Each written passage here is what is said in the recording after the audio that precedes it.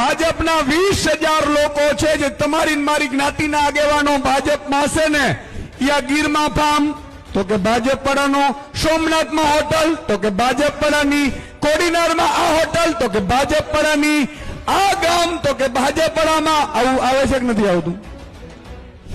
એ ભાજપીય કડદા પાર્ટીને કહેવા માંગુ છું કે સરકાર પાસે ઈ પણ પાવર હોય છે કે તમે ભેગી કરેલી સંપત્તિના જો પુરાવા ન આપી શકો ને તો સંપત્તિ સરકાર બદલતા જપ્ત થઈ શકે.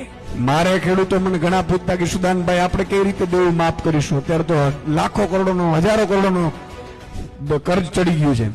એટલે મેં કીધું ભાજપના એવા 5,000 લોકોનો લિસ્ટ બનાવીને રાખ્યું છે જેની પાસે 2,000 કરોડથી વધારાની સંપત્તિ છે, અને ત્યાંથી ફોન આવે ગાંધીનગરથી કે તમારે જેલમાં જવું છે કે આ સંપત્તિ દાનમાં કરવી છે. તો કહું થાય? દાનમાં થઈ જાય કે ન થઈ જાય?